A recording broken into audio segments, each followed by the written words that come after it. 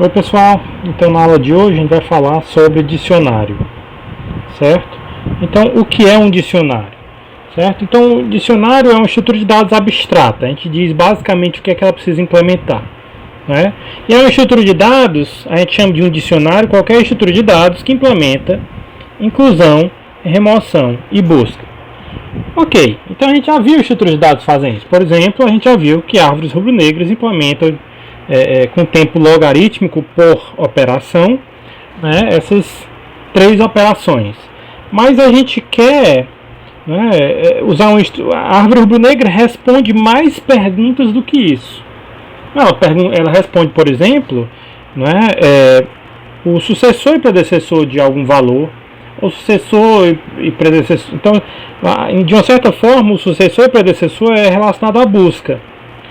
Quer dizer, o sucessor, se eu te fizer uma busca por um elemento e eu não encontrar aquele elemento na árvore rubro-negra, eu posso te retornar, com a mesma complexidade assintótica, o sucessor, o predecessor daquele elemento, e ter alguma informação do que está próximo daquilo que a gente estava procurando. Então, na aula de hoje, a gente vai verificar o que a gente pode fazer se eu não precisar retornar, se eu não precisar ter acesso à informação do sucessor predecessor. Então, as estruturas que a gente vai ver hoje, particularmente, elas não resolvem o problema do predecessor, certo? Então, mas a gente vai, de uma certa forma, fazer um pouco mais eficiente do que árvores binárias de busca, mas a gente vai usar uma questão de aleatoriedade, certo? Então, a primeira estrutura, e essa não é aleatória, a gente chama de tabela de acesso direto. Na tabela de acesso direto, a primeira coisa que eu vou assumir é que as chaves são valores inteiros. Então, todas as chaves são valores inteiros e são valores inteiros, num certo intervalo de 0 até U menos 1. Então esse Uzinho aqui é o tamanho do universo. Então esse aqui vai ser o meu universo de chaves. Só uma observação que isso não é anormal de se pedir, dado que a gente pode observar que tudo armazenado no computador é guardado, por exemplo, em binário. E todo valor binário eu posso ler como um inteiro não negativo, nesse formato, certo? Então, em geral, assumir que as chaves são inteiras não é nada muito anormal, certo? E a gente vai ter, e tudo aqui a gente vai falar falar de tabela de acesso direto, a gente vai falar também de tabela de dispersão, e sempre que eu falar tabela, no fundo tabela vai ser um vetor, certo? É só porque historicamente é chamado de tabela, porque na época era chamado assim, certo? Mas tudo que sempre que a gente falar tabela é vetor, certo? Então a gente vai ter um vetor, com as posições do vetor sendo 0, 1 até m-1. E nesse caso, cada tabela de acesso direto, a gente vai assumir que o tamanho do universo é igual ao número de posições do vetor. Então, U aqui, Uzinho é o tamanho do universo e Mzinho é o número de posições do vetor. Eu vou ter uma posição para cada chave possível. Então, para armazenar a chave I, eu vou colocar ela na posição I do vetor. E a posição I do vetor vai ter nulo caso a chave I não esteja na tabela. Certo? Então, particularmente, implementar as funções de busca, inclusão e remoção é bem simples na tabela de acesso direto. Como é que eu faço para buscar pela chave K? É só retornar um elemento que está na posição K. Particularmente, a gente já tem um padrão de retornar nulo se o elemento não estiver lá, mas se ele não estiver na tabela, o valor que vai estar lá já vai ser nulo. Como é que eu faço para incluir um elemento X na tabela? É só eu colocar o X na posição da chave dele. Chave de X.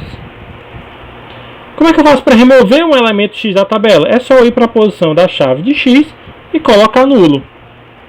Certo?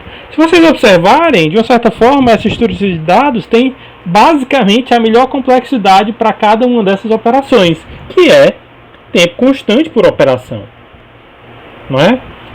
De uma certa forma, essa estrutura, no caso, ela é inviável porque, em geral, esse tamanho do universo costuma ser bem grande. Então, ela é inviável a menos que o U seja pequeno, certo? Então, para resolver o problema da tabela de acesso direto, que particularmente é aquele problema do tamanho da tabela, né? A gente vai fazer o que a gente chama de tabela de dispersão, ou no inglês chamado hash table, certo? Então, da mesma forma, a gente vai ter o universo de chaves U, que são inteiros de 0 a U menos 1. A gente vai ter posições da tabela, né, que são de 0 a M menos 1, mas nesse caso, o universo de chaves pode ser muito maior do que o M, certo? Ok, então eu não posso armazenar cada valor do universo de chaves na posição específica do vetor. Então o que a gente vai fazer? A gente vai usar o que a gente chama de uma função de dispersão, também chamada de função hash. O que é essa função de dispersão? Então essa função de dispersão vai ser uma função, né, H em geral para hash, que vai mapear cada chave no meu universo de chaves em uma posição do vetor, certo? Idealmente, né, eu gostaria que então, assim, para armazenar a chave I, eu vou armazenar, antes era na posição I, agora vai ser na posição H de I. Ele vai mapear esse conjunto bem grande nesse conjunto pequenininho aqui, certo? E a gente pode guardar nulo, né, caso a chave I não esteja na tabela, certo? Então, um pequeno problema ocorre aqui, porque se eu tenho um conjunto, né, bem grande e uma função que mapeia para cada um dos elementos desse conjunto bem grande uma posição, né, nesse meu conjunto menor, tem que ocorrer de que alguns elementos vão ser mapeados na mesma posição, certo? Idealmente, se eu vou armazenar um conjunto de elementos, eu gostaria que essas posições fossem mapeadas em posições distintas, certo? Esses elementos fossem mapeados em posições distintas, mas em geral isso não é possível, né? É difícil de obter isso, né? Então pode acontecer, né? Então aqui o elemento X eu vou armazenar na posição H de X, o elemento Y eu vou armazenar na posição H de Y, e o elemento Z eu vou armazenar na posição H de Z, e particularmente ocorreu aqui, pode ocorrer, né, que H de Y é igual a H de Z. Quer dizer, eu digo que esses dois elementos, né, eles têm que ser armazenados na mesma posição.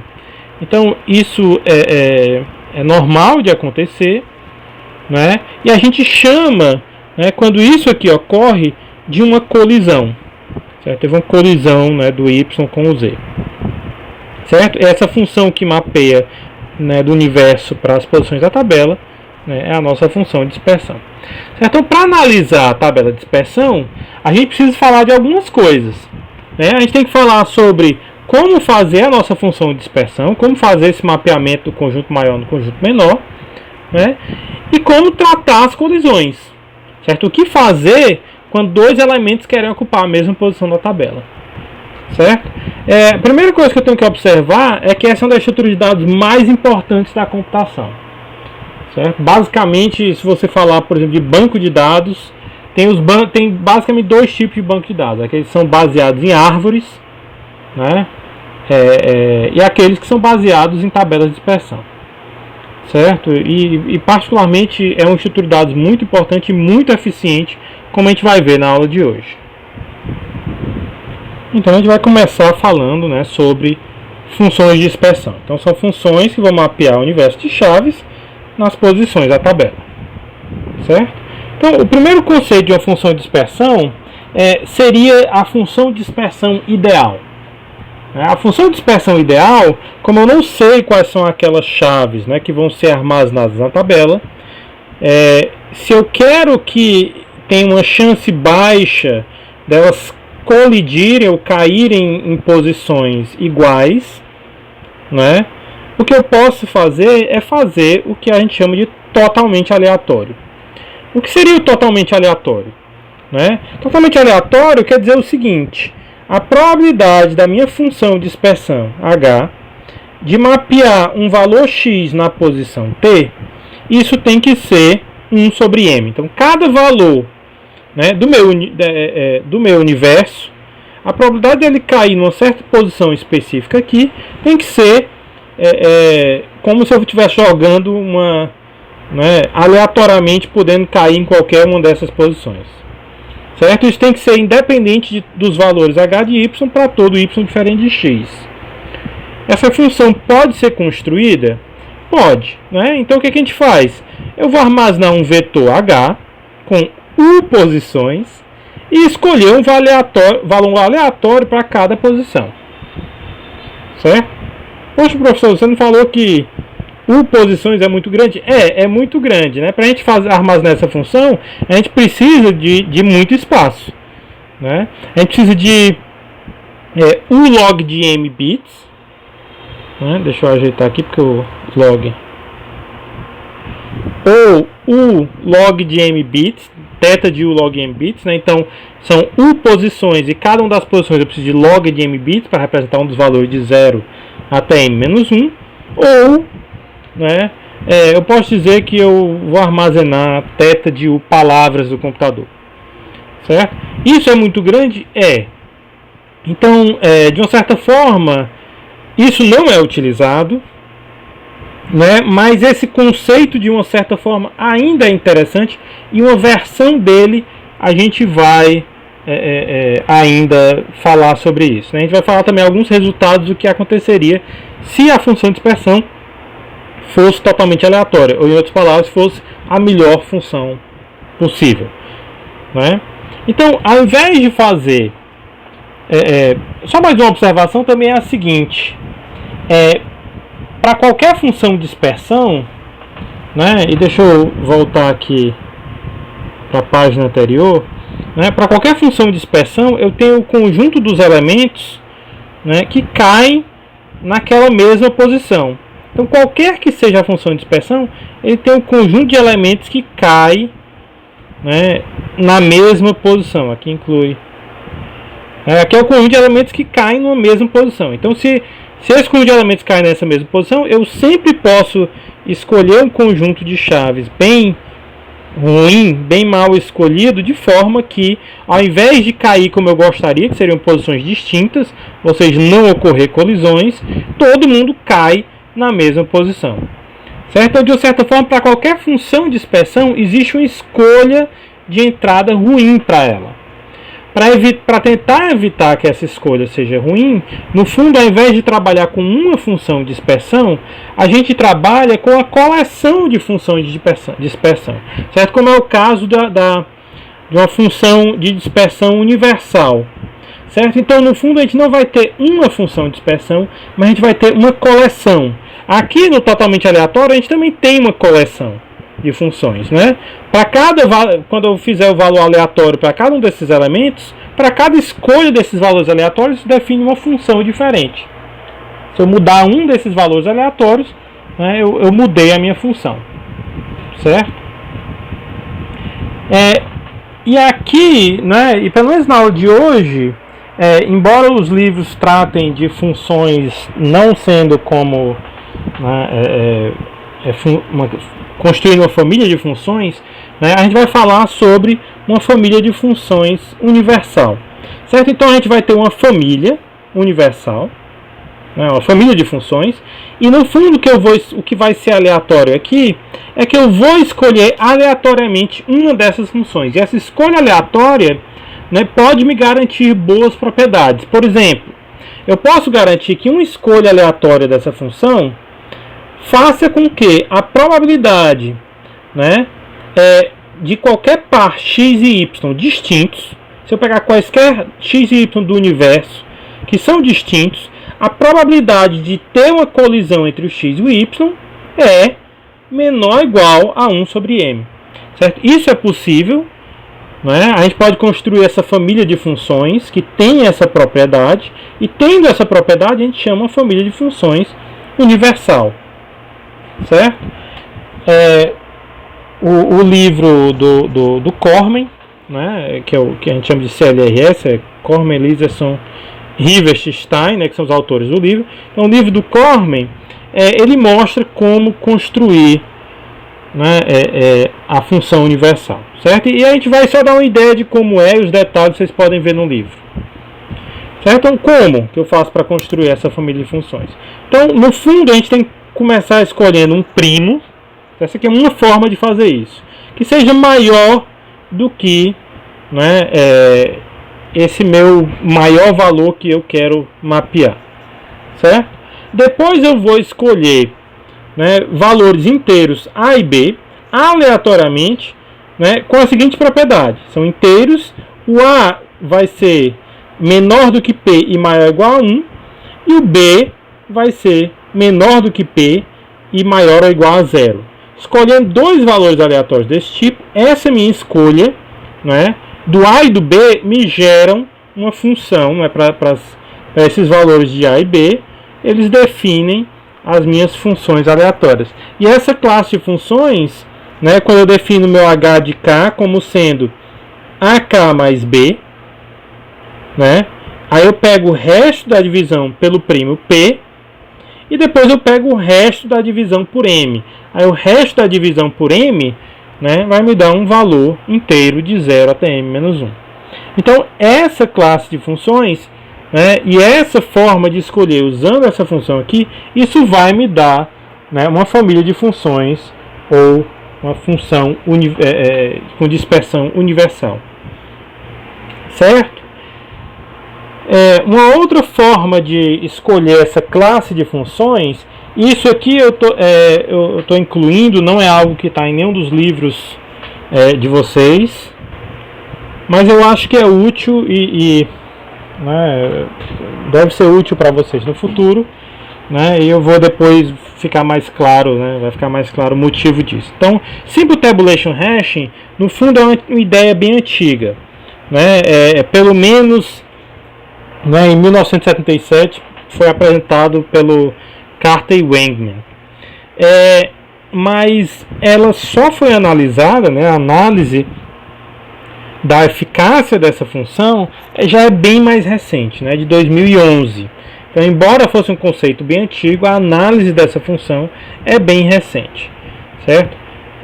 Como é que funciona Simple Tabulation Hash, né? Então, dado uma chave K, eu quero olhar, né, aqui particularmente tendo log de U bits, né, que eu estou no universo U, eu tenho que ter, né, são os bits que importam para representar essas minhas chaves, né? Então, eu vou quebrar essa minha chave em pedaços de tamanhos iguais, em C pedaços de tamanhos iguais. Então, se aqui for a minha representação da minha chave em binário, eu vou quebrar em C partes iguais.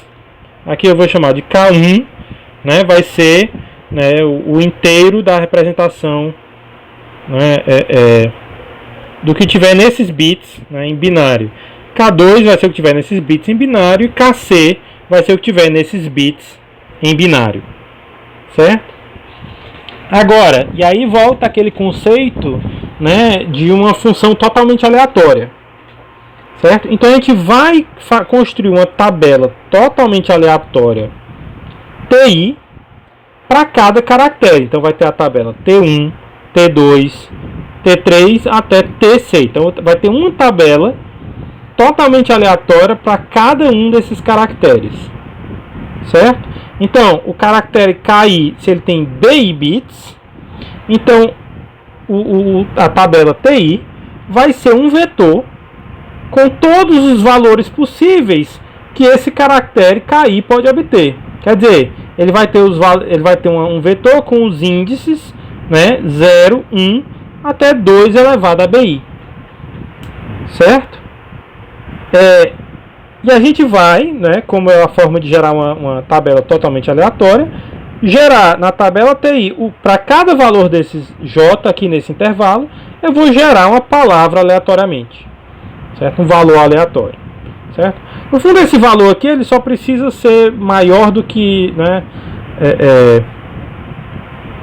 incluir valores maiores do que M, né? É só isso que a gente precisa no fundo, certo? Agora, qual é a minha função, né, de dispersão que eu uso na Simple Tabulation Hash, certo? Então o que eu vou fazer é o seguinte: eu vou pegar a tabela 1, aí eu vou ler o índice K1 dessa tabela. Eu vou na tabela 2 eu vou ler o valor aleatório K2 dessa tabela. Eu vou na tabela C, eu vou ler o valor KC dessa tabela. Certo? E depois eu vou pegar o XOR, ou exclusivo, dessas posições. Né? Então, cada uma dessas posições vai ter um valor binário aleatório, eu vou pegar o XOR dessas posições. Então, o valor, né, vai ser isso aqui, e faltou aqui o resto é divisão por N.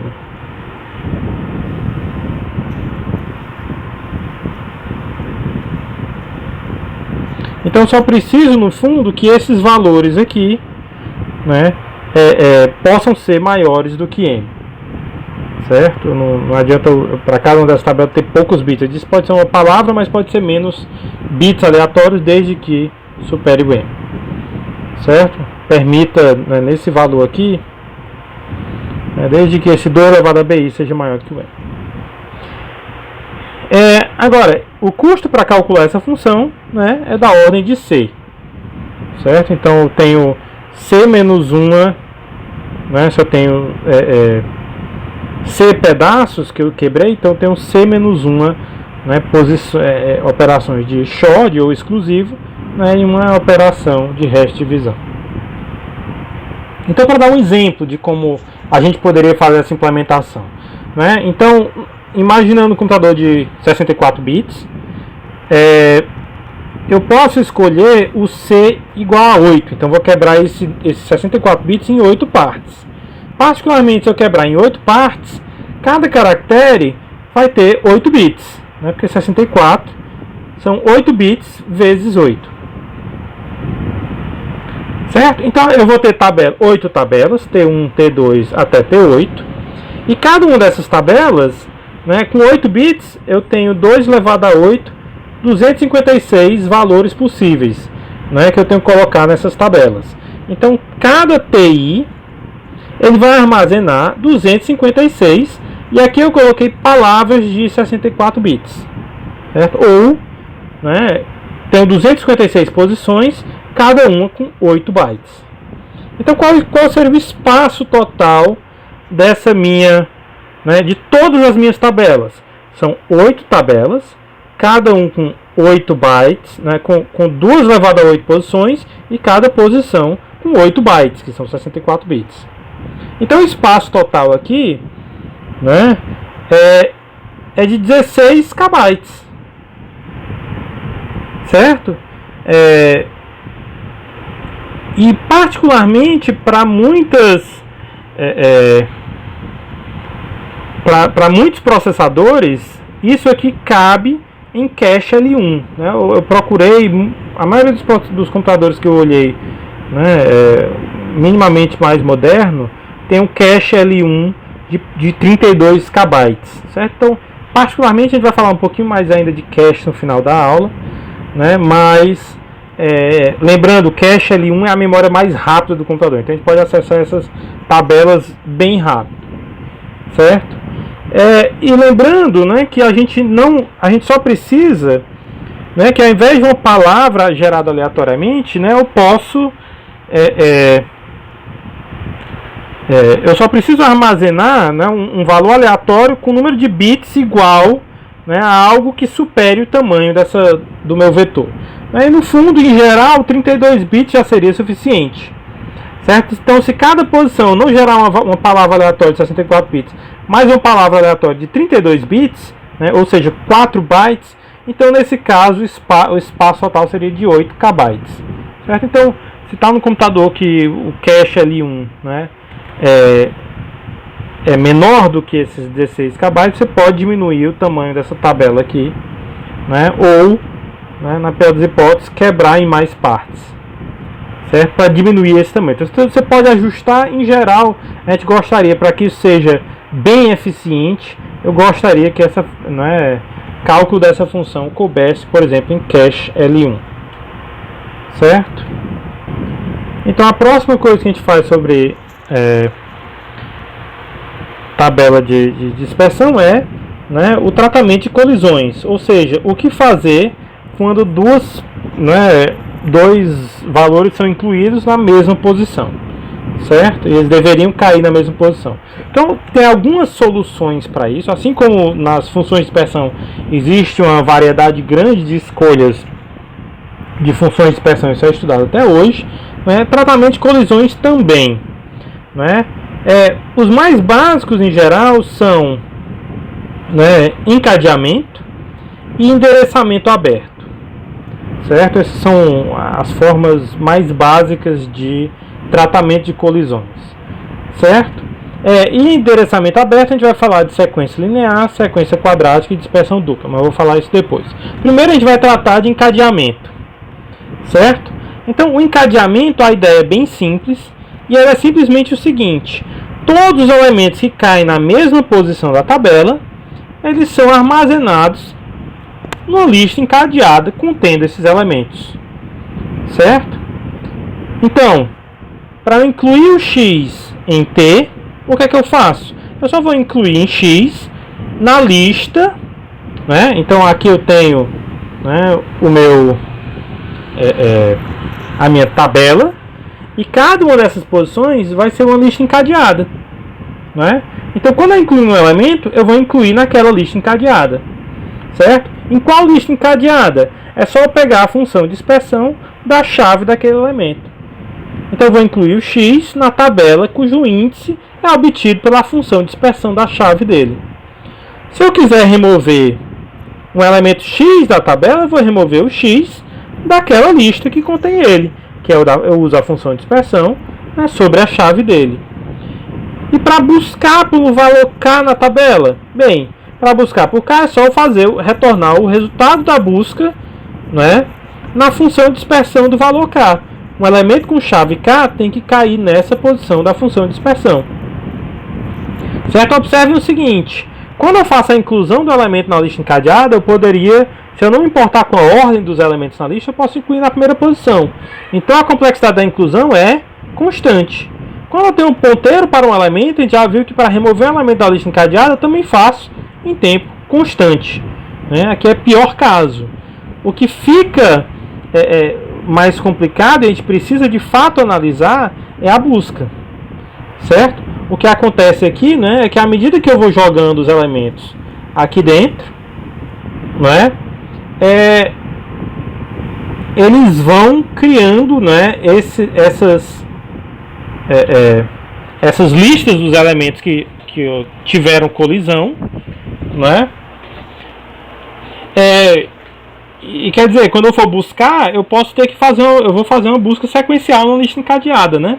E a pergunta é quão complicado, né, é fazer essa busca, né? Então, para fazer essa análise, né, aqui a gente vai considerar que n vai ser o número de chaves que eu vou armazenar, né, na minha tabela, que eu estou armazenando atualmente na minha tabela, e a gente precisa aqui de alfa, que a gente vai chamar o fator de carga da tabela, né, que é o número de elementos que eu tenho armazenados na tabela, né, dividido, né, pelo tamanho da tabela, certo? E tem o seguinte resultado, né, que tem basicamente provado, né, no livro do Cormen, né, é que o tempo esperado da busca, se eu usar uma dispersão universal, é da ordem de 1 mais alfa, certo? Então esse aqui é o alfa. Esse 1 basicamente, se esse alfa for bem pequeno, a gente tem pelo menos o custo de, né, pelo menos um custo constante para avaliar a função de dispersão, certo? Mas o custo para fazer, né, a busca com a função de dispersão universal é tempo constante, mas basicamente alfa seria uma divisão igual das n chaves sobre, né, as m posições da tabela, certo? Então, o que isso quer dizer, né? Isso é interessante porque a complexidade da busca ele é constante esperado, né, desde que, né, o tamanho da minha tabela seja pelo menos ômega de n, certo? É pelo menos o constante vezes n, então ele tem tempo constante esperado para realizar uma busca. E olha aí, né? A complexidade da inclusão e remoção é constante, e a complexidade da busca é constante esperado, certo? Ok, muito bom, né? Mas se você acha, e manter o m como sendo ômega de n é complicado, porque a gente está num vetor, né? O m é o tamanho desse vetor, certo? Não se preocupem que na próxima aula a gente vai ver como manter, né, o m sempre θ de n, certo? A gente vai ver isso na próxima aula, certo? Então, por enquanto, isso não é uma coisa complicada de se manter, a gente vai ver na próxima aula como fazer, certo? Agora, só porque, né, se eu pegar uma dessas posições, né, a busca, ele vai pegar uma dessas posições, ou em outras palavras, ele fixa uma posição na tabela e pergunta qual é o tamanho esperado daquela, né, o tamanho esperado daquela lista encadeada, ou quantos elementos, né, a função de dispersão jogou naquela posição, certo? Isso é interessante, mas a gente pode se perguntar, não para uma posição fixa, né, dada uma posição, perguntar qual é o tamanho daquela lista, mas eu gostaria de me perguntar, por exemplo, qual é o tamanho da maior lista. Então, se eu jogar os valores aleatoriamente sobre essas posições, né, caindo aleatoriamente nessas posições, né, qual é o tamanho da maior lista? Isso é uma pergunta interessante. Isso particularmente é um problema que é chamado, se vocês quiserem pesquisar mais, é chamado balls in bins. Bolas em cestas, né? Se eu jogar n bolas aleatoriamente para cair em n cestas, qual cesta vai ter mais bolas e qual é o tamanho, né, dessa cesta. Então, particularmente isso é bem estudado, né? E ele diz o seguinte, né, o tamanho da maior lista, usando a função de dispersão totalmente aleatória, quer dizer que seria aquela função ideal, né, ou até mesmo Simple Tabulation Hashing, né, θ, né, de log de n dividido por log n. Imaginem, esse dividido por log n, ignorem um pouquinho, isso aqui é para ser bem preciso mesmo, mas observem que é limitado por log de n, superiormente, certo? Isso aqui é da ordem de log de n. Isso aqui quer dizer que isso aqui ocorre com alta probabilidade, certo? Com alta probabilidade, só para falar para vocês o que é que significa, quer dizer que se eu repetir esse experimento, né, eu pego n cestas e jogo n bolas e vou medir o tamanho da maior lista, né, se eu repetir esse experimento uma quantidade polinomial de vezes em n, eu não espero nunca que isso aqui seja violado, certo? É muito provável que isso aconteça, então isso é alta probabilidade. Se eu repetir uma quantidade polinomial de vezes, eu ainda muito dificilmente não vou observar isso aqui acontecendo, certo? Com alta probabilidade é algo muito mais forte do que esperado, certo? Agora, isso particularmente é interessante, a gente deve comparar isso com árvores binárias de busca. Então, por exemplo, na árvore rubro-negra, a gente tem no pior caso, né, custo log de n, mas o custo médio de uma busca na árvore rubro-negra é log de n também, né? Toda árvore binária de busca, ele tem muitos elementos, né? Ele tem poucos elementos, né, perto da raiz, e ele tem muitos elementos longe da raiz, né? Então o custo médio de uma busca numa árvore rubro-negra é log de n, e o pior caso, log de n. Já na tabela de dispersão, se eu usar uma função totalmente aleatória, o que é que eu tenho? Né? Só a dispersão universal já é suficiente para que o custo, né, o custo esperado seja da ordem do fator de carga, certo? Isso também ocorre para totalmente aleatório, isso também, quer dizer, dispersão universal é uma função de dispersão bem fraca, na verdade, né? Então só com isso eu já tenho custo, né, constante esperado. Isso também vale para totalmente aleatório, isso também vale para Simple Tabulation Hashing e inúmeras outras, certo? Além do mais, então no fundo, na minha tabela de dispersão, o pior caso ainda é da ordem de log de n, né? E em média é constante. Então isso é bem melhor, na verdade, do que a árvore rubro-negra, certo? Outra informação interessante nesse resultado aqui, no fundo esse teorema não é de uma mesma pessoa, né? Totalmente aleatório, é um resultado antigo e clássico, né? Mas essa análise de Simple Tabulation Hash, no fundo, é aquela análise de 2011, certo? Mas esse resultado está dizendo uma coisa, que o Simple Tabulation Hashing, ele se comporta da mesma forma do que a melhor função possível para o tamanho da maior lista. Certo? Ele se comporta exatamente da mesma forma. Certo? Agora observe o seguinte, esse resultado ele não vale para funções universais. Certo? Funções universais podem ter listas de tamanho raiz de n. Né? Então pode ser muito, muito pior do que isso. Então, de uma certa forma, né, a gente está, né, indicando que a dispersão universal é mais fraca, né, como função de dispersão do que Simple Tabulation Hash. Certo? Então, a segunda forma de tratar colisões que a gente falou, né, era a de endereçamento aberto. Certo? O endereçamento aberto, né, no encadeamento, né, quando ocorre uma colisão, ou qualquer elemento, na verdade, eles estão fora da tabela. No fundo, a tabela basicamente é só os ponteiros, o ponteiro para o primeiro elemento da lista. Né? Mas no endereçamento aberto eu digo, olha, eu vou utilizar, né, no fundo, o próprio espaço da minha tabela para armazenar os meus elementos. Eu não vou colocar eles encadeados de forma externa. Certo? Então, todos os elementos são armazenados diretamente na tabela. E agora, isso me indica o seguinte, para tratar colisões, no fundo eu vou usar não uma função de dispersão, mas uma sequência de dispersão. O que é a sequência de dispersão? Aqui vai ser uma função que eu mapeio para cada chave do meu universo e para cada 0 até m-1, aqui vai ser o que a gente chama da tentativa, eu vou mapear em posições da tabela, né, com a seguinte propriedade.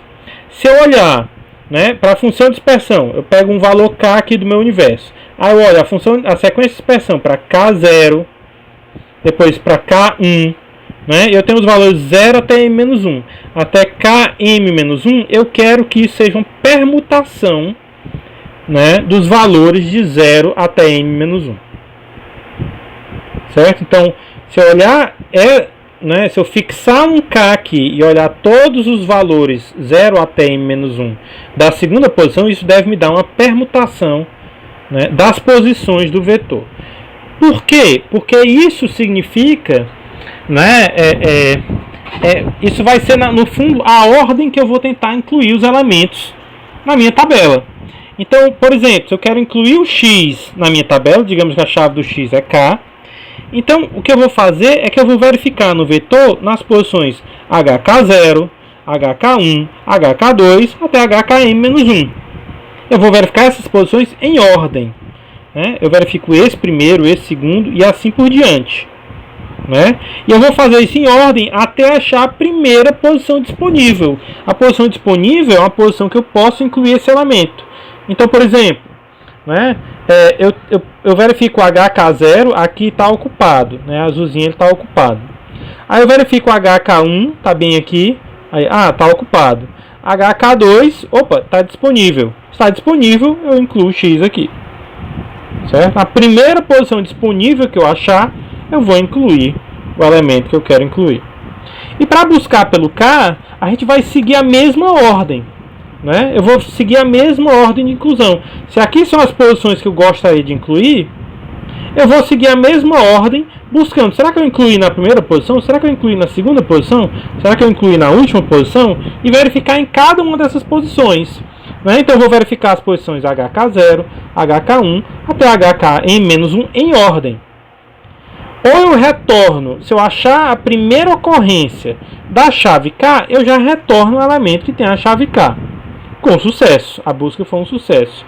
Se eu achar uma posição vazia, aí eu retorno um fracasso. Né? Ou em outras palavras, se eu estivesse buscando o X e eu procuro nessa posição, está ocupado e não é o X. Se eu procuro nessa posição, está ocupado e não é o X. Se eu procuro nessa posição e essa posição está vazia, se eu tivesse incluído o X anteriormente, eu teria incluído ele nessa posição. Como ele não foi incluído, essa posição está vazia, então o X não foi incluído, né, na minha tabela de dispersão. Então, se eu achar uma posição vazia, aí eu paro a minha busca. Certo? Agora, a remoção, né, para remover um valor X da posição I, digamos que eu tenho um nó X e ele está na posição I da tabela. Certo? Então, no fundo, isso vai ser, né, eu faço isso em tempo constante, isso é simplesmente pegar aquela posição I da tabela e colocar um código que eu vou chamar de del. Certo? O que seria esse del? Né? Para isso, eu tenho que observar o seguinte: quando eu falei a inclusão do X, eu falei que eu vou incluir numa posição disponível. E quando eu falei para buscar por X, eu vou parar só se eu achar uma posição vazia. E a gente tem que descobrir o que é essa diferença entre disponível e vazia está relacionada à remoção. Certo? Então, dizer que eu vou colocar, né, o del aqui, isso representa que tinha um elemento naquela posição, mas ele foi removido. Isso faz com que ele seja uma posição disponível, quer dizer que eu posso incluir naquela posição, mas ela não é vazia. Quer dizer, eu não vou parar a busca, né, se eu achar um del no meu caminho. Certo? Por que eu não vou parar a busca? Porque eu quero evitar o seguinte problema de busca. Certo? O problema de busca vai ser o seguinte: digamos que eu vou incluir o X, eu vou incluir o Y, que vai ter uma colisão com o X, eu vou buscar pelo Y, depois eu vou remover o X, depois eu vou buscar pelo Y de novo. O que é que isso acontece? Então, digamos, eu incluí o X, ele caiu nessa posição. Aí eu tento incluir o Y e a seguinte coisa acontece: a minha função de dispersão diz, eu vou tentar incluir nessa posição. Aí tem a colisão com o X. Aí a minha função, a minha sequência de dispersão diz, então a próxima posição que eu vou procurar vai ser essa aqui. Se ela está disponível, eu vou incluir o Y nessa posição. O que acontece quando eu buscar pelo Y? A busca, ele vai seguir a mesma ordem. Eu vou procurar aqui. Aqui é o Y? Não. Então eu tento na próxima posição. Aqui é o Y? É o Y. Certo? Então, agora o que acontece? Eu removo B. Desculpa, eu removo X. Quando eu removo X, se eu colocar, né, se essa posição for vazia, aí o que a busca diz? A busca diz que eu vou parar na primeira posição vazia. Se ela for vazia, eu vou dizer, parei a busca, porque eu teria incluído o Y aí. Não é que eu teria incluído o Y aí, eu teria incluído o Y aí, né, mas antes tinha o X naquela posição. Eu saltei mais uma vez, né, porque antes tinha uma posição, né, tinha um valor, tinha um elemento armazenado nessa posição. Certo? Agora que eu removi não tem mais, eu não posso parar a minha busca quando eu chegar naquela posição. Eu tenho que continuar. Certo? Eu tenho que dizer, ela tá removido, então isso aí não é vazio. É disponível para incluir um novo elemento aí. Mas na minha busca eu tenho que continuar procurando até chegar, né, numa posição vazia. Certo? Então, para isso, o que a gente faz? Cada posição da tabela, ela pode estar em 3 estados. Né? Ou ela pode armazenar um elemento, ou ela pode conter o valor nulo, ou ela pode conter o valor del.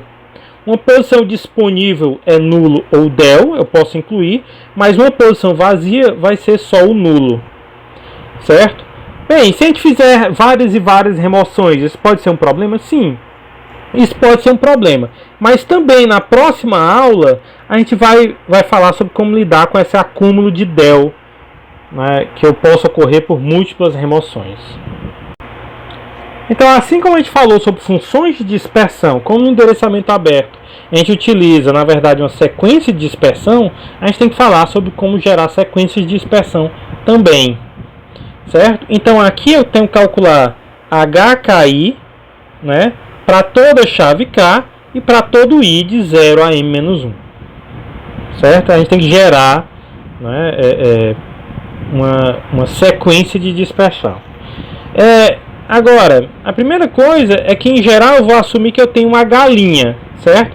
A galinha vai ser uma função de dispersão auxiliar. Qualquer uma daquelas funções que a gente já teve anteriormente, né? A gente vai utilizar em algumas dessas técnicas para gerar sequências de dispersão. Certo? Aqui são as que a gente já falou anteriormente, né? Universal, Simple Tabulation Hash ou qualquer outra que vocês acharem por aí. Certo? Ok. Então, da mesma forma como a gente tinha antes o totalmente aleatório, né, uma função de dispersão totalmente aleatória, aqui a gente pode pensar sobre o que seria a melhor, né, sequência de dispersão possível. Aqui seria uma sequência totalmente aleatória. O que é uma sequência totalmente aleatória?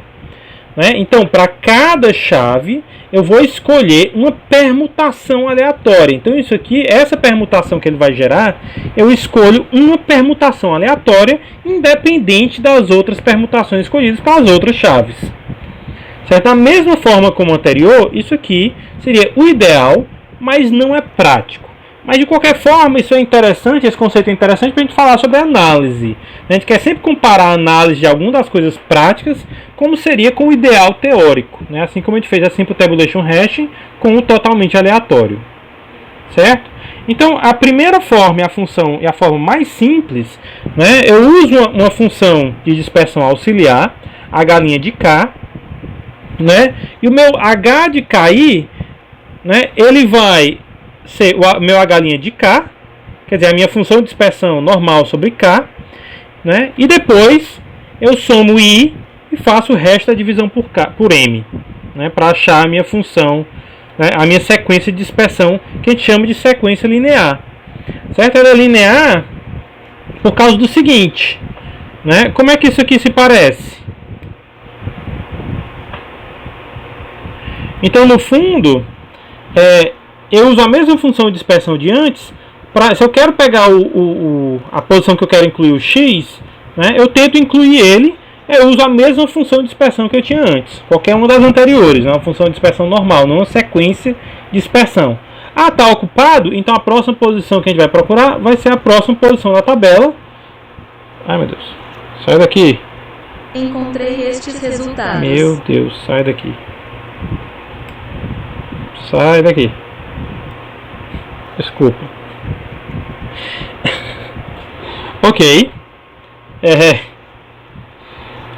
Então, ok. Então, a gente usa a nossa função de dispersão para achar a primeira posição, não é?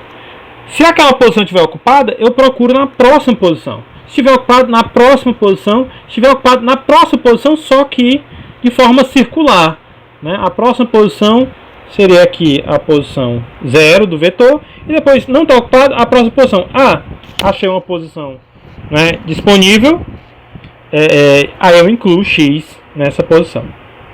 Certo? Então a minha sequência de dispersão a linear, eu tento uma posição dado por uma função de dispersão, e a próxima tentativa que eu vou fazer é a próxima no vetor.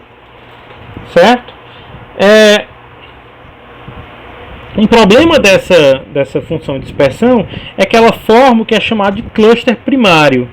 Né? Como eu sempre procuro como a próxima posição disponível, né, a próxima posição do vetor, então eu vou criar essas sequências, né, esses bloquinhos de posições acumuladas. E quanto maior essa sequência, maior a probabilidade de um novo elemento cair nessa sequência.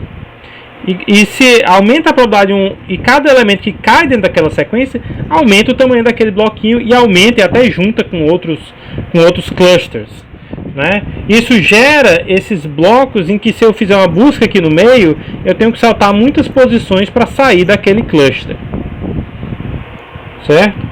Então isso é chamado cluster primário, né? Ele pode formar cluster primário, são sequências longas que se acumulam. Certo? Tentando resolver esse problema, né, a gente pode ter uma outra forma de obter uma sequência de dispersão, que a gente chama de sequência quadrática. Então a sequência quadrática, né, aqui cada salto é de uma unidade para o próximo. Certo? Na sequência quadrática eu vou fazer o seguinte: eu vou também usar uma função de dispersão auxiliar, só que aqui eu vou ter uma constante C1 e eu vou ter uma constante C2, né? E a próxima posição, o I aqui, basicamente quando I igual a 0, isso vai me dar, né, a minha esses termos aqui são zero, isso me dá a minha função de dispersão auxiliar, né? Vai ser ainda a mesma posição inicial que eu vou buscar. Mas a partir da próxima busca, quando i igual a 1, eu vou somar aqui C1 mais C2, porque aqui vai ficar C1 vezes i mais C2 vezes i ao quadrado, certo? E depois, né, aqui seria, se eu precisar saltar mais uma vez, aqui seria C1 vezes 2 mais C2 vezes 4, né? E assim por diante, certo? O que isso faz? Isso faz o seguinte: imagine que eu tenho, né? Imagine que eu tenho, né, uma chave x e uma chave y. Usando a primeira função de dispersão, cai nessa posição. Usando a função de dispersão sobre y, caio nessa posição. Então aqui tem uma colisão com algum valor na tabela, eu salto para a próxima posição. Tem outra colisão. Aqui o próximo salto, como tem esse i ao quadrado, vai aumentando, né? Então o primeiro salto é pequeno, o próximo salto é maior, o próximo salto é maior ainda, né? E depois, sei lá, cai assim, né? Então esses saltos vão aumentando de tamanho. Agora olha o que acontece quando eu tenho o x e o y, e a sequência de dispersão entre o x e o y, elas colidem uma com a outra, certo? Então a função do x e do y, elas ocorrem essa colisão não porque está ocupado, mas porque eu estou comparando a sequência de dispersão do x e do y. Eles colidem nessa posição. Só que, né, o x colidiu depois do segundo salto e o y colidiu depois do primeiro salto. Como os próximos saltos, esse i vai ser diferente, então esses saltos eles não vão voltar a colidir no próximo salto dessas funções. Observem que isso é um contraste, né, à sequência linear, onde se os dois colidem numa certa posição, as sequências colidem na próxima, e na próxima, e na próxima, e assim por diante. Certo? Comparando duas sequências de dispersão, né, elas vão sempre continuar colidindo depois da primeira colisão, e aqui não, né? Aqui na sequência quadrática, né, se eles não colidirem no mesmo salto, né, eles vão no próximo salto eles vão, né, evitar a próxima colisão, certo? Claramente isso envolve um certo problema em escolher C1 e C2 de forma que isso gera uma permutação, mas não vai ser o foco do que a gente vai fazer aqui na aula. Tem informações sobre isso no livro, se vocês quiserem ver, certo? Então as sequências elas divergem depois de uma colisão, né, se a colisão que ocorrer não for a colisão pelo primeiro salto. Se a função H' não já colidir na primeira vez essas duas funções, né, então essas elas divergem no próximo salto, certo? Embora isso resolva de uma certa forma o cluster primário, ele forma um cluster que é um pouco menos problemático, mas é chamado de cluster secundário. Quer dizer, se eu tenho duas chaves x e y, né, de forma que a minha função de dispersão auxiliar ele já tem colisão, então cada próxima colisão, né, então se ele já na primeira posição que eles gostariam de entrar, eu já tenho uma colisão, então eu vou ter colisão para cada salto seguinte. Isso forma algo que a gente chama de cluster secundário, né, que são clusters de elementos que colidem na primeira posição. Né? A última forma de gerar uma sequência de dispersão vai ser o que a gente chama de dispersão dupla. Certo? Então aqui eu vou pegar duas funções de dispersão auxiliares, H1 e H2, não só uma, como eu tinha antes, né? E a minha função de dispersão ela vai ser a seguinte: vai ser a primeira função de dispersão H1 de K, né? Então a primeira H1 vai determinar a primeira posição, né, que o elemento vai cair, e o H2 vai determinar o meu salto. Então, quando eu colocar o I aqui igual a 1, o meu salto vai ser de H2. Né? Quando eu colocar I igual a 2, o salto não vai ser quadrático, vai ser, né, um salto linear, né, sempre uma constante, né, que vai ser dado pela... Não constante, mas sempre o mesmo salto para cada vez. Né, mas vai ser a segunda função de dispersão, né, que vai determinar o tamanho do salto. Da mesma forma, né, eu tenho que verificar que essa função de dispersão garante que, né, eu vou gerar uma permutação, né, de 0 até n-1, mas existem formas, né, para fazer isso. Certo? Então, de uma certa forma, essa dispersão dupla ela é bem interessante, porque mesmo que dois elementos colidam, né, na primeira função de dispersão ou no primeiro salto que eles vão tentar entrar no vetor, né, o salto depois do x, ele vai dar um salto de tamanho h2 do x, né, e o y vai dar um salto de h2 do y. Em geral, eu espero que essas funções sejam diferentes quando essa primeira é igual e eles não vão voltar a colidir. Particularmente isso é interessante porque observem que o ideal, a sequência totalmente aleatória, a gente pode gerar m fatorial permutações possíveis, né? Enquanto que a sequência linear e a sequência quadrática, eles só geram m permutações possíveis, né? A permutação que eles geram depende exclusivamente, né, da função de dispersão, né, auxiliar. Certo? Então aqui, para começar, eu já gero, né, θ de m ao quadrado permutações, né, enquanto as anteriores só geram θ de m permutações. Então isso também, de uma certa forma, é um pouco melhor para a dispersão dupla. Ok, então a gente tem, né, algumas formas de obter sequência de dispersão. Agora a gente quer saber o que é conhecido, né, sobre, né, análise de endereçamento aberto. Certo? E aqui, basicamente, para simplificar a análise, né, para não ter o caso da remoção, a gente vai considerar que a gente faz apenas inclusões. Certo? E a gente vai assumir, né, aqui que o tamanho da minha tabela é pelo menos 1 mais epsilon vezes n. Certo? Então tem ele é n mais, né, ele é pelo menos n mais um epsilonzinho vezes n. Certo? Então, assumindo isso, né, a gente está interessado, né, em analisar o tempo esperado da busca. Certo? A remoção é sempre constante, né? A busca é o que pode demorar mais, né, porque ele só para em posições vazias. Né? A inclusão, de uma certa forma, é semelhante. Então aqui analisar o tempo esperado da busca vai ser, né, o nosso objetivo principal. Então a gente quer primeiro, né, olhar para o que seria o ideal.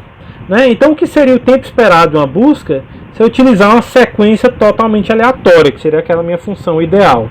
Se eu usar uma sequência totalmente aleatória, né, que particularmente o livro do Corman chama de dispersão uniforme, né, então o custo, né, o tempo esperado da busca, né, é da ordem de 1 sobre epsilon. No fundo, deixa eu até ajeitar aqui, porque tem 1 mais 1 sobre epsilon.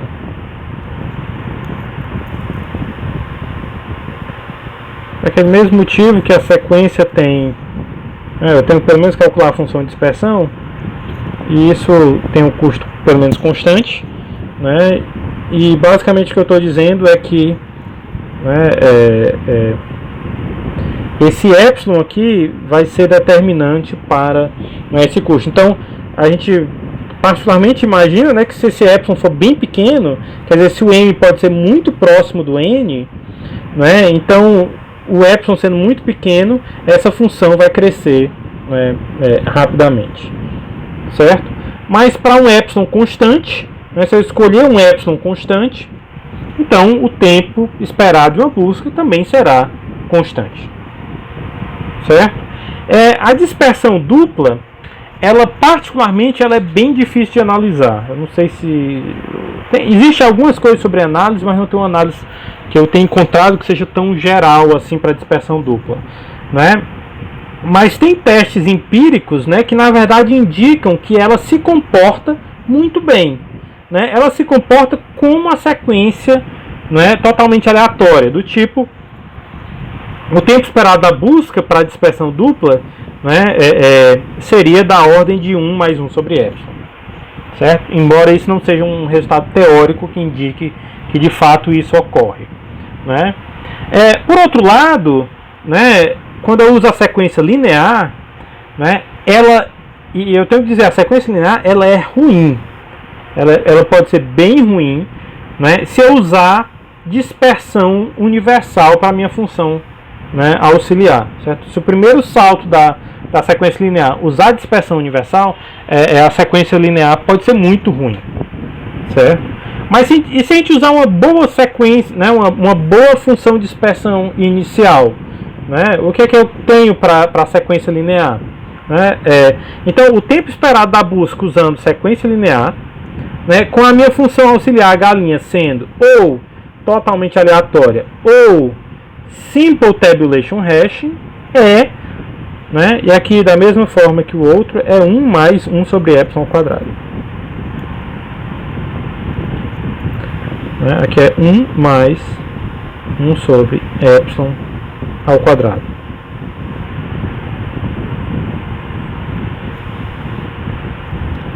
Ok? Então, particularmente, esse 1 sobre epsilon ao quadrado é pior do que esse 1 sobre epsilon. Né? Então, quando epsilon se torna muito próximo de zero, né, 1 sobre epsilon ao quadrado cresce muito mais rapidamente do que 1 sobre epsilon. Certo? Então, quando m estiver muito próximo do n, né, essa função, o tempo esperado da sequência linear é muito pior, certo? Mas por outro lado, né, assim como numa sequência totalmente aleatória, para o epsilon constante, né, o tempo esperado de busca é constante, certo? Ok, a gente tem muitas escolhas, né, do que fazer com a nossa tabela de dispersão, né? Tem a função dispersão, tem a forma de tratamento de colisões, né, que pode ser, tem encadeamento, tem endereçamento aberto, aberto tem várias escolhas também para fazer, né? Então, mas eu quero me perguntar em geral, né, o que a gente quer, né? O que a gente quer numa tabela de dispersão? Então, primeiro, eu gostaria que o espaço fosse proporcional, né, da ordem do número de chaves, né? Eu não quero ter que ocupar muito mais espaço necessário do que o número de chaves que eu estou armazenando, certo? E eu gostaria que o tempo por operação fosse, no pior dos casos, constante esperado, né? É isso que eu quero para né, constante esperado ser melhor, né, do que a árvore rubro-negra, que é log de n esperado, né? Então isso é possível? Com várias formas do que a gente falou hoje, né? Com encadeamento, isso é obtido usando dispersão universal, né? E eu mantendo o m como sendo θ de n, certo? Que a gente vai falar sobre isso na próxima aula. Então é possível com encadeamento, é possível também com endereçamento aberto. Por exemplo, com a sequência linear, eu posso fazer isso com simple tabulation hashing. Função universal não funciona aqui, né? E eu mantendo m pelo menos, né, 1 mais epsilon vezes n para um epsilon constante. A mesma forma que a gente vai manter, né, o m θ de n, a gente consegue manter o m pelo menos 1 mais epsilon de n para um epsilon constante que eu quiser escolher, certo? A segunda forma que eu também consigo fazer isso com encadeamento aberto, eu posso fazer também com dispersão dupla, né? Da mesma forma, né, fazendo para o m pelo menos 1 mais epsilon de n e o meu epsilon constante, certo? E vão ter algumas funções de dispersão que funcionam, algumas não. Particularmente a análise da dispersão dupla é um pouco mais duvidosa, né, mas de fato ela funciona bem, ela se parece com valor teórico, né, muito bom, certo? Aí a pergunta aqui é a seguinte: ok, mas qual é a melhor na prática, né? A gente falou aqui, por exemplo, né, eu tenho o encadeamento, eu tenho a sequência linear, né, eu tenho a sequência quadrática, mas aqui são os dois extremos, né, a sequência linear, e o outro extremo seria a dispersão dupla, certo? Então, na prática, né? Isso aqui foi reportado em implementações já feitas, né? Uma boa implementação de sequência linear, esta aqui, certo? Ela pode obter uma busca que é 10% mais lento que um acesso direto a um vetor, certo? Eu quero voltar e repetir isso aqui, porque isso de uma certa forma parece bem interessante, né? Com a sequência linear é possível obter uma busca 10% mais lento do que um acesso direto a um vetor. O que é a busca na sequência linear? Eu vou calcular a função de dispersão, achar essa posição e achar essa próxima até achar o x. O que é o acesso direto a um vetor? É eu pegar um índice i e dizer acesse o t índice i. Quer dizer, como é que isso aqui é basicamente 10% mais lento, né, do que um acesso direto a um vetor, certo? Isso pode ser feito sim com uma boa implementação de sequência linear. Mas eu tenho que discutir, né? A gente tem que discutir bem isso, certo? Por causa do seguinte fato: muitos livros ainda dizem que sequência linear é a pior implementação. E no fundo, basicamente na prática, ela é a melhor. Certo? Embora os resultados teóricos a gente já viu que eles são de uma certa forma piores, né, do que por exemplo, que seria a dispersão dupla, na prática, né, ela é melhor. Então eu quero primeiro discutir com vocês, né, alguns dos motivos, algumas das soluções que a gente tem, né, para evitar os problemas, né, que a sequência linear pode ter, certo? Então, por exemplo, né, como a gente falou, ela tem um desempenho muito ruim quando a tabela está quase cheia, certo? Por quê? Porque o tempo esperado dela, né, cresce de forma, né, o inverso do quadrado de epsilon, quando epsilon vai para zero, né, contra, né, 1 mais 1 sobre epsilon, né, que é só o inverso de epsilon, quando epsilon vai para zero, que cresce mais lentamente. Certo? Isso aqui, de uma certa forma, no passado, era um problema muito maior quando a memória era muito cara. Certo? Quando a memória era muito cara, a gente tinha que, de fato, apertar esse epsilon. O m tinha que ser próximo do n. Mas hoje em dia, com memória mais barata, não é tão custoso assim eu escolher um epsilon igual a 1. Quer dizer, epsilon igual a 1 seria o m pelo menos 2n. Isso não é tão complicado. Certo? Isso é perfeitamente viável. E para epsilon igual a 1, né, 1 sobre epsilon ao quadrado e 1 sobre epsilon são a mesma coisa. Certo? Quando a tabela é mantida no máximo meio cheia, esse termo aqui é insignificante. Ele não afeta, né, de forma alguma essa diferença entre, né, entre esse 1 mais epsilon, 1 mais 1 sobre epsilon ao quadrado e 1 mais 1 sobre epsilon. Então, isso é facilmente resolvível, né? Basta escolher, né, o epsilon, por exemplo, igual a 1. Né?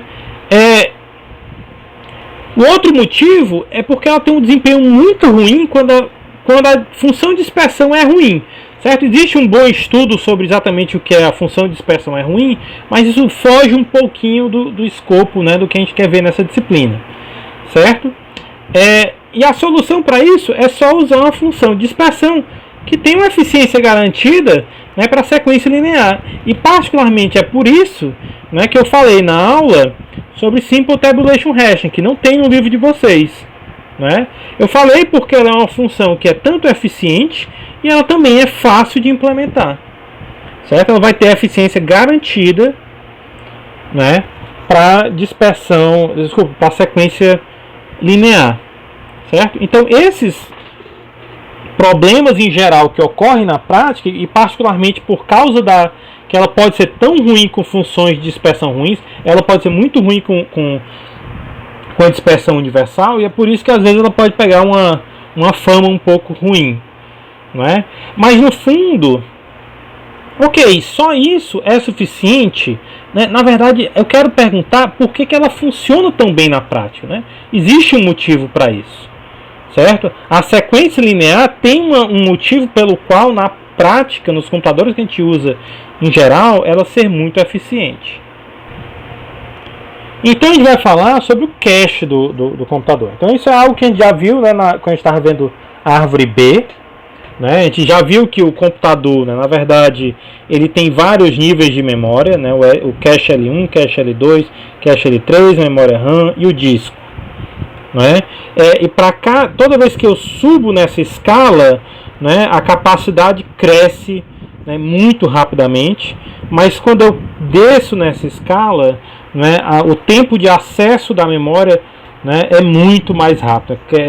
A latência, o tempo de espera para acesso dessa memória é muito menor e muito rapidamente que ocorre isso, certo? Então eu quero só fazer um pouquinho da revisão e falar um pouquinho sobre, né, esses níveis de memória, sobre computadores que têm esses vários níveis de memória.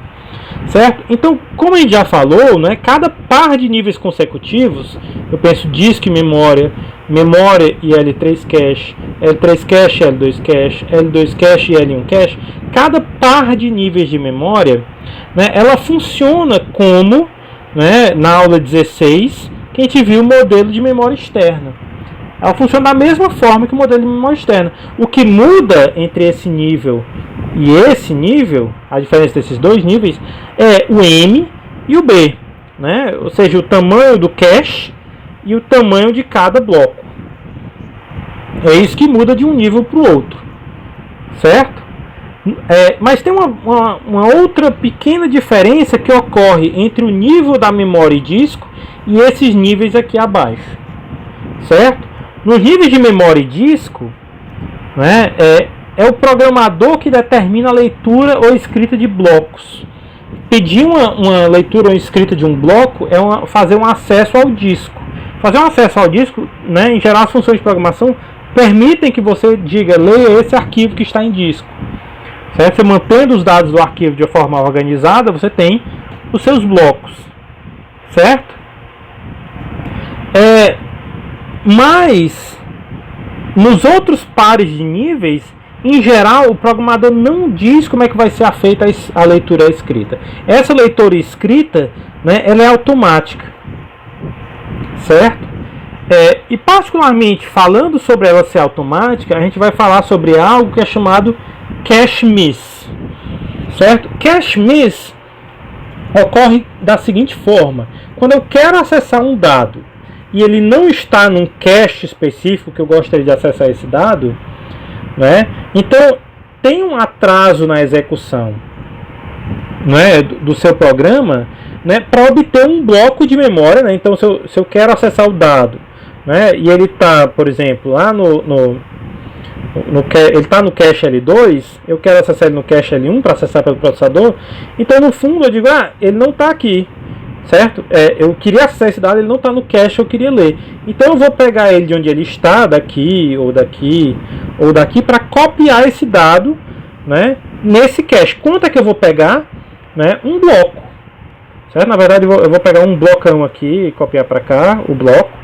Aí depois tem o tamanho do bloco aqui para cá, e depois tem o tamanho do bloco aqui para cá. Certo? Eu vou pegar um bloco e posso copiar ele, né, até em cascata. Certo?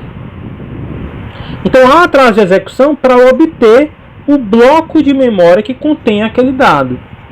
Certo? Eu digo, ele não está no cache que eu queria acessar. Então eu tenho que fazer a leitura, e a gente já falou que no modelo de memória externa, ter que copiar dados de um outro nível para baixo, né, é a operação mais custosa. Certo? Agora, o que eu posso falar? A tabela de dispersão é um vetor. E o vetor, ele ocupa posições consecutivas de memória. Os blocos, quando eu pego um bloco do cache aqui, né, para copiar para cá, blocos, eles são sempre posições consecutivas de memória. Certo? Então, quando eu imagino, né, o vetor aqui de azul como posições executivas de memória, e os blocos são posições maiores. Então, digamos que aqui eu tenho um bloco, daqui para cá eu tenho um bloco, daqui para cá eu tenho um bloco, daqui para cá eu tenho um bloco, e daqui para cá eu tenho um bloco. Certo? Então, no fundo, né, se eu vou fazer, né, uma leitura linear, por exemplo, se eu vou ler essa posição, depois a próxima, depois a próxima, depois a próxima, isso é o mais provável, de fato, que aconteça de todas essas operações estarem, né, no mesmo bloco. E se eu precisar saltar muitas posições, né, mesmo se eu precisar saltar muitas posições, tipo daqui eu salto para cá, daqui eu salto para cá, daqui eu salto para cá, e assim por diante, eu posso ter que saltar muito, né? Quer dizer, eu posso ter que ler 3 blocos, né? Agora, a leitura sequencial, ela minimiza o número de cache miss. Certo? Por quê? Porque como eu estou pegando blocos, né, fora o primeiro bloco que eu leio e o último bloco que eu leio, todos os blocos no meio, eu vou fazer uma leitura para cada posição, porque eu estou lendo sequencialmente. Certo? Então, se eu quero ler N posições sequencialmente na memória, né, no modelo de memória externa, especialmente quando, né, inclusive, qualquer modelo de memória externa que a troca de leitura e escrita seja automática, ou para qualquer valor do M e do B, certo? Então, no modelo de memória externa, né, o custo para ler N posições tem custo N sobre B. Certo? Porque fora o primeiro e o último bloco, né, todos os blocos intermediários eu vou ler B posições, né, eu estou dividindo por B o número de leituras que eu copio blocos de tamanho B que eu tenho que ler eles inteiros. Certo? Então, ele minimiza o número de cache miss. Essa é a leitura que minimiza, né, é o mais eficiente que eu tenho no modelo de memória externa, é a leitura sequencial. Certo? Agora, essa afirmação anterior, ele minimiza o número de cache miss, né? No modelo de memória externa, essa afirmação ela independe do M e do B. Ela funciona para qualquer que seja o B, por exemplo. É sempre N sobre B, o B vai variar dependendo do nível, né? Mas ele vai sempre otimizar, ele vai na verdade minimizar o número de cache miss, né? Ele minimiza o número de cache miss em todos os níveis do cache e ele minimiza isso simultaneamente, certo? Então isso, né, o fato dessa leitura ser sequencial, né, que é a sequência linear, isso faz com que ele funcione muito bem, né, em computadores que a gente tem que tem múltiplos níveis de cache, né, e os outros, né, a gente já viu, né, que as outras medidas, por exemplo, o epsilon igual a 1, né, e para uma boa função de dispersão, ela vai ser uma função, né, eficiente. Mas dentre as funções eficientes, ela ainda funciona de forma extremamente eficiente com níveis de memória. E é por isso que é possível, né, com a boa função de dispersão, mantendo um epsilon apropriado, né, eu ter um acesso do tipo 10% mais lento do que acessar diretamente uma posição do vetor. Né? No fundo, o custo de acessar uma posição de vetor é ler o bloco que vai descer no cache apropriado, né? E se o número de leituras que eu faço é constante, em geral, quando eu fizer o acesso, mesmo que eu tenha que procurar mais um pouquinho, como esse tempo esperado é constante, em geral isso aqui vai ocorrer no mesmo bloco que eu li. Então, o acesso ao vetor, eu tenho uma leitura de um bloco, e o acesso da sequência linear, eu também vou fazer a leitura de um bloco em geral. Certo? Na prática, né, por isso que eu falei esse extra que em geral não tem no livro, né, para falar para vocês sobre o que seria uma boa implementação, né, de uma tabela de dispersão. Né. Só voltando aqui para dizer, né, em geral, encadeamento é o que a gente implementa quando a gente é leigo na computação, né? A gente está começando, não sabe muita coisa. Se você quer de fato velocidade, então você vai fazer uma boa implementação de sequência linear, pode usar Simple Tabulation Hashing, né? Aí se você é um matemático teórico, aí você vai para coisas como Cuckoo Hashing, que é o que o pessoal gosta de fazer, que é o sonho dos matemáticos para brincar sobre função de dispersão. Né? Mas isso aí também foge do escopo da disciplina, né? É só isso por hoje. Eu vejo vocês na próxima aula.